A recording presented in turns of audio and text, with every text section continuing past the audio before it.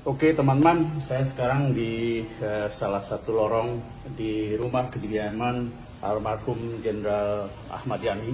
60 tahun lalu di titik inilah terjadi penembakan dalam jarak yang dekat sekali, itu merobohkan dari Jenderal Ahmad Yani. Ya. Kita akan masuk sana di mana posisinya dan bagaimana peluru itu bisa masuk ke ruangan ini dan beberapa peluru. Nah, disinilah almarhum Jenderal Ahmad Yani ketika membelakangi dari penyerangnya ditembak sehingga terjatuh di tempat ini. Disinilah titik darah salah satu pahlawan revolusi akibat keberingasan, kebrutalan pasukan Cakrabirawa yang dalam hal ini didalangi oleh Partai Komunis Indonesia.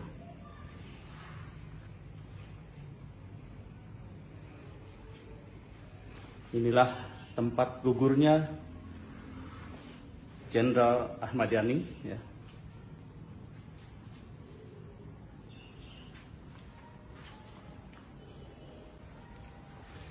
Semoga ini menjadi satu pelajaran untuk kita semua, ya, dan menjadi pelajaran juga bagaimana kebengisan kebrutalan dari komunis yang ada di Indonesia.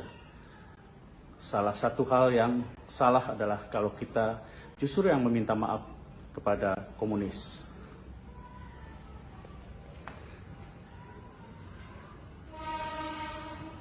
Dan ini salah satu peluru, ya, bekas peluru, lubang peluru yang menembus dari lorong sana ke sini, ya, ada bekas peluru. Oke, kemudian juga ini di bawah ini, ya. 60 tahun yang lalu peluru ini masuk sini, ya. Dan ini adalah kamar pribadi dari almarhum Jenderal Ahmad Yani, di mana kita tidak boleh mengambil gambar untuk di sini. Sementara ini adalah meja bar, ya, dan di belakang meja bar ini putra Ahmad Yani yang masih kecil menyaksikan bagaimana orang tuanya, ayahnya, diberondong peluru oleh kebrutalan dari komunis. Itu lorong tadi saya masuk, ya. Ahmad Yani membalik sini karena diminta untuk segera menghadap Presiden Soekarno dan ditembak dari belakang di Brondong. Oke, sekali lagi teman-teman, mudah-mudahan ini menjadi satu pelajaran untuk kita, ya, bahwa bagaimanapun juga, dimanapun juga, komunis adalah satu organisasi yang selalu mengutamakan kekerasan. Ikuti terus dengan saya di sini, Momodes Madroni, untuk channel Ngaprak. Teman-teman, sekarang saya berada di salah satu ruangan rumah dari Jenderal Besar Abdul Haris Nasution. Ya. Di tempat ini 60 tahun lalu, ya, terjadi penyerangan dari pasukan Cakrabirawa. Dan kita lihat bahwa di sini dalam kondisi sudah Ade Irma Suryani berdarah, ya, kita lihat, namun masih tetap juga ditodong dengan senjata laras panjang dari pasukan Cakrabirawa ini, dan dia menanyakan keberadaan tentang Jenderal Abdul Haris Nasution.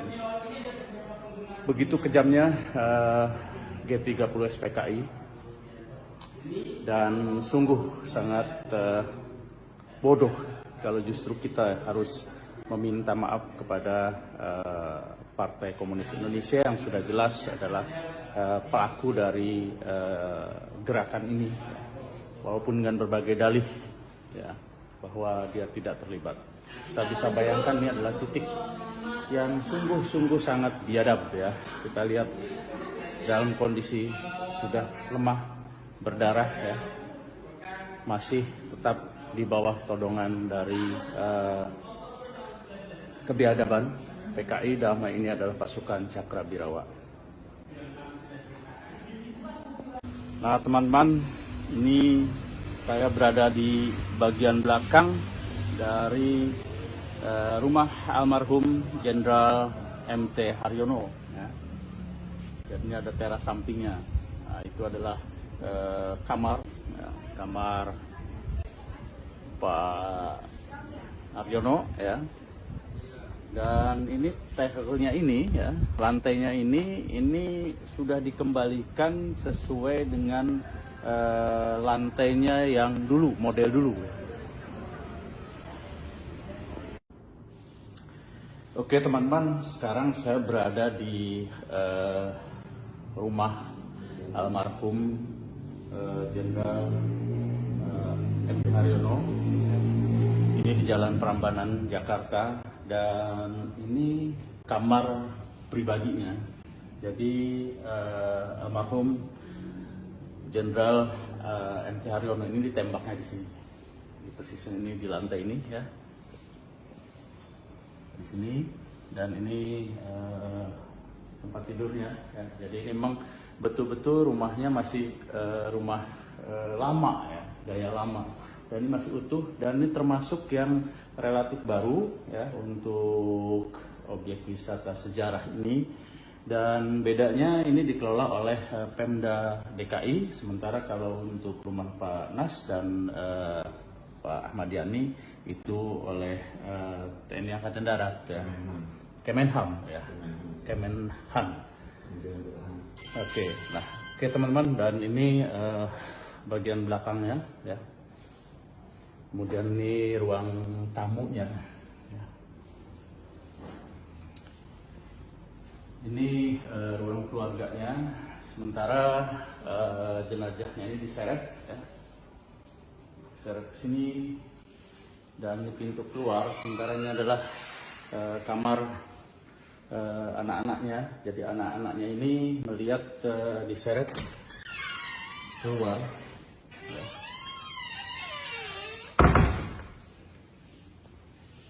Itu diseretnya ke arah sana.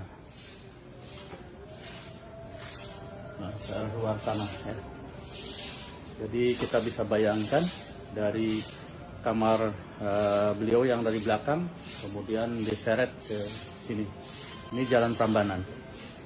Oke, sekali lagi mudah-mudahan ini menjadi pelajaran untuk kita semua ya, untuk generasi muda juga untuk mengenal sejarah, dan mudah-mudahan kita bisa mengambil makna jadi bagaimana kebrutalan gerakan 30 September PKI pada saat itu terjadi 60 tahun lalu. Saya sekarang berada di sini ya, 2 hari lagi merupakan tanggal 30 September. Ikuti terus perjalanan saya di sini, Muhammad Esmadroni, dan sampai jumpa lagi. Bye-bye.